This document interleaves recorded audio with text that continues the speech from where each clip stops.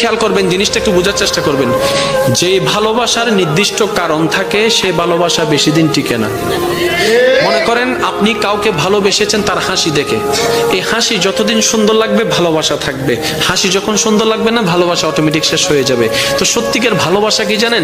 যে ভালোবাসার কোনো নির্দিষ্ট কারণ থাকে না, যে ভালোবাসা অন্তর থেকে হয়ে যায়, অনুভব থেকে হয়ে যায়, নির্দিষ্ট কারণ খুঁজে পাবেন না, না আপনার হাসি দেখে হয়েছে, না আপনার চোখ দেখে হয়েছে, না আপনার ব্যবহার দেখে হয়েছে, কোনো কারণ ছাড়া আপনি অটোমেটিক আপনার অন্তরে ফিল চলে আসলো, আপনি ভালোবাসা শুরু করলেন, যেটা আপনি দেখেন নাই, না দেখে ভালোবাসা শুরু করেছেন।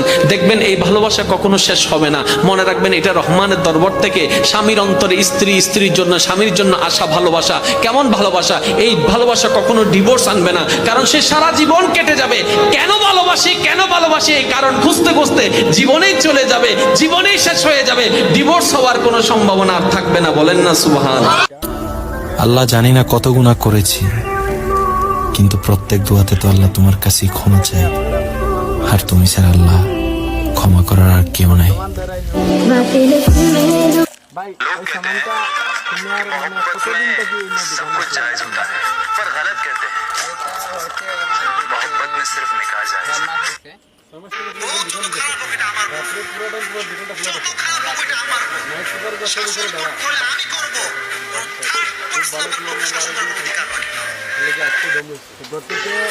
আপনারা জানবা মশলা দেওয়া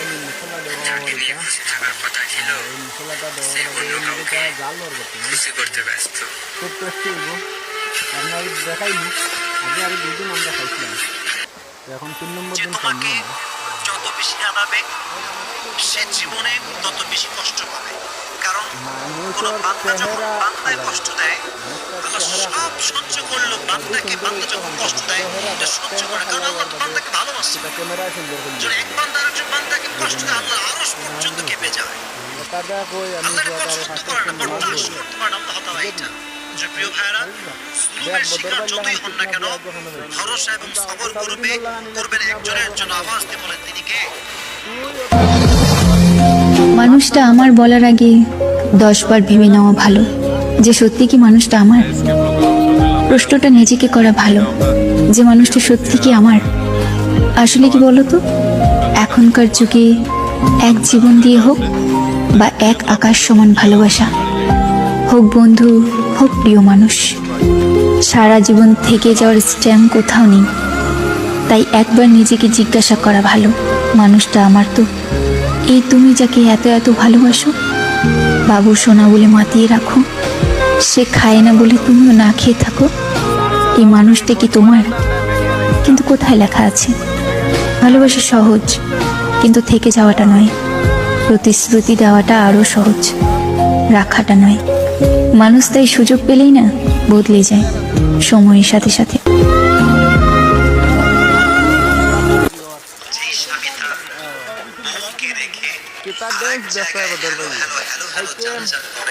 তার মতো বদমাইশ আর কাপুরুষ আর কেউ হতে পারে না। বউটা কত সুন্দর, আমি কইছি বিটত নি টাইম দে বেলি ড্যান্স দেখাই ফ্যাশন নিয়ে আমি কোথাও দেখি দেখতেই নি ভাই। পাশের বাড়ির ভাবি, ভাবি কেমন আছেন? ভালো তো আছেন? বর্তমান আমাকে চিনতে পেরেছেন? ওরে বাট্টা, বুনিয়াদ তৈরি হয়ে গেছে। চিন্তার বউয়ের সাথে রোমান্টিক হতে পারলি না, তুই পাশের বাসার ভাবির সঙ্গে রোমান্টিক হলি, তার মানে তোর চরিত্রে সমস্যা বহুত আছে। মজা হয়েছে, বহুত মজা হয়েছে। বদর ভাই কিলা লাগছে? उसको पसंद ना करो जो दुनिया में सबसे हसीन हो, जो दुनिया में सबसे खूबसूरत हो, बल्कि उसको पसंद करो जो तुम्हारी দিনে इज्जत আমলক करता हो। পার মেরে ভাই না।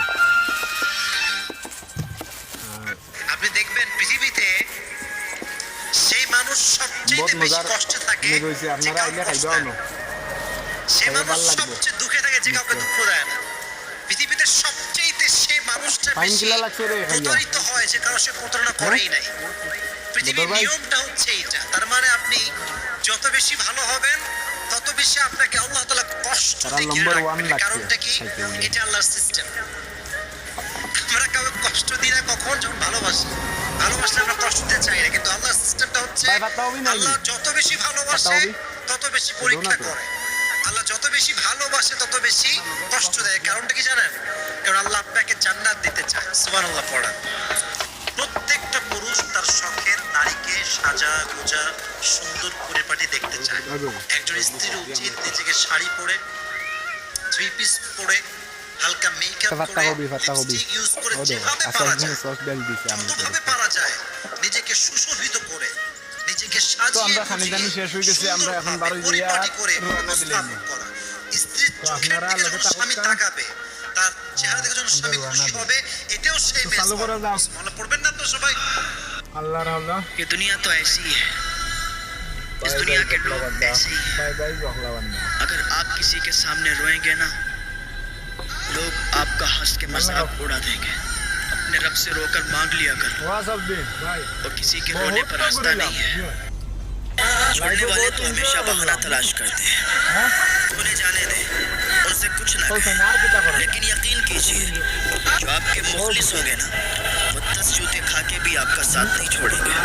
যেই নারী পুরুষের হাত ধরে এমন অবস্থায় যখন তার কাছে টাকা নাই, পয়সা নাই, গাড়ি নাই, সে established নয়, শূন্য হাতে যেই নারী পুরুষের হাত হালালভাবে ধরতে চায়, সে হচ্ছে কৃতজ্ঞ নারী।